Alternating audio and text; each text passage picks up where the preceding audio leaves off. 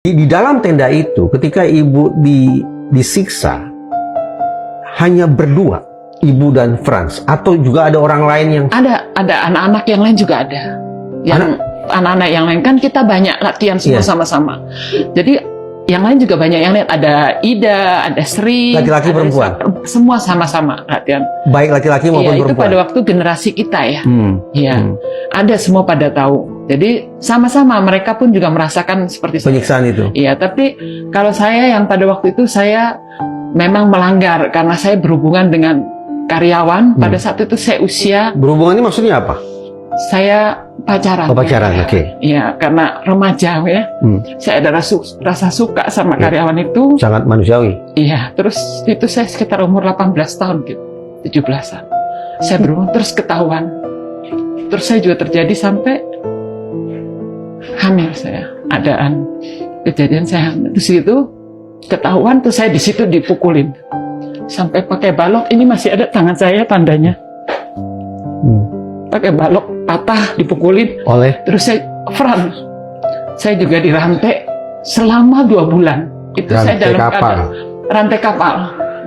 Ini hanya Franz saja Bu yang melakukan penyiksaan itu pada saat itu Fran yang melakukan ke saya dipukulin dan itu semua dirantai pada saat saya tidur malam dengan teman-teman semuanya tahu sampai untuk buang air aja saya susah pakai plastik.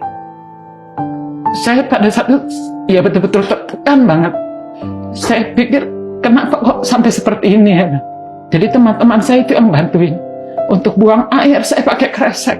Karena saya tidurkan di karavan. Itu entah ada kamar mandinya.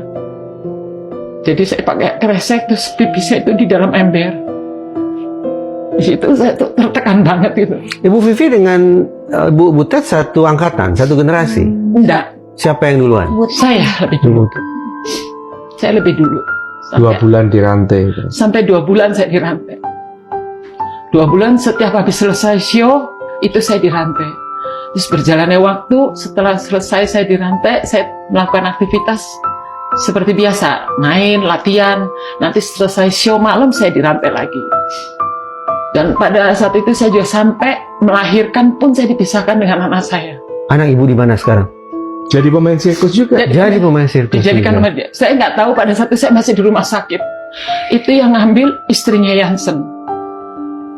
Diambil dengan perkataan akan diapakan anak itu? Nggak komentar apa-apa dengan saya. Jadi dari rumah sakit dia bawa ke Jakarta. Saya pikir dibawa kemana? Saya pertama nggak tahu.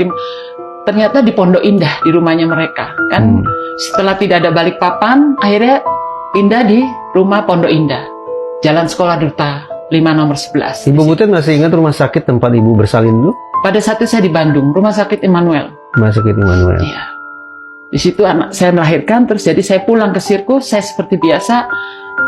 Mungkin nggak sampai 1 bulan, terus saya aktivitas kembali lagi. Tapi saya sudah nggak dirantai, sudah. Ibu tidak sempat menyusui anak sendiri? Memberikan makan, menyuapi, membersihkan, memandikan? Setelah umur 2 tahun, ya kurang lebih 2 tahun, saya baru lihat ada di Pondok Indah. Karena itu base campnya kita. Setelah anak berusia 2 tahun, barulah itu ibu bertemu lagi dengan di Pondok Indah. Tahu dari mana ibu bahwa itu adalah darah daging ibu? Kan di situ ada susternya yang merawatkan banyak anak-anak kecil seperti anak-anak saya itu, yang lainnya. Dan perkiraan anak-anak itu adalah anak-anak sesama saya nggak pemain sirkus juga? Tidak tahu ya? Ya diambil dari mana saya nggak tahu. Pokoknya itu banyak anak-anak bayi. Suster itu yang mengatakan manggil Debbie, memang itu panggilannya. Saya dari kecil saya kasih nama Deborah. Jadi saya Debbie panggilan itu saya, tapi dia tidak mau dengan saya.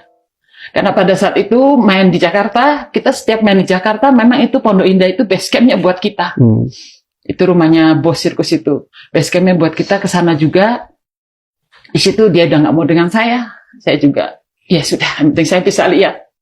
Terus tahun 94 saya keluar dari sana. Saya meninggalkan sirkus itu, melarikan diri. Kabur ya. Saya pikir tidak ada masa depan yang baik buat saya. Untuk apa saya? Sebetulnya saya berat tinggalin anak saya, tapi untuk diri saya aja saya nggak bisa. Ibu harus menyelamatkan diri dulu. Iya. Berarti Debbie tinggal di sana ya, putri ibu tinggal di sana. Iya, dia ternyata dilatih juga usia 3 tahun dilatih juga menjadi orientasi. Setelah ibu melarikan diri dari rumah Pondok Indah ya. Iya. Kapan ibu bertemu lagi dengan Debbie? Itu Debbie umur sekitar 16 sampai 17 tahun. Dia tidak panggil saya mama, Jadi manggil tante. Dia tidak. Cuman dia hanya lihat aja. tetap di rumah itu. Enggak, dia sudah keliling di orientasi sirkus sama seperti saya dulu. Bagaimana Ibu bisa bertemu dengan Debbie setelah sekian belas tahun berpisah? Pada saat itu ada salah satu teman kita dari sirkus tinggalnya di Magetan. Saya dikasih tahu ada orientasi Teman sirkus. itu pemain sirkus yang sudah lari. Oh, sudah lari dulu. Keluar juga. Ada orientasi sirkus main. Ini ada anak kamu di sini. Saya langsung dari Malang ke sana. Saya mau ketemu, mau lihat. Karena kan saya nggak tahu, nggak pernah lihat sama sekali. Coba Ibu ceritakan, Ibu lukiskan ketika Ibu datang, Debbie sedang apa saat itu? Dia keluar, ketemu kita di luar, nggak boleh di dalam. Ketemu di luar, terus dia panggil tante. Lalu apa yang Ibu katakan? Saya mama, dia bilang. Tapi dia diam aja.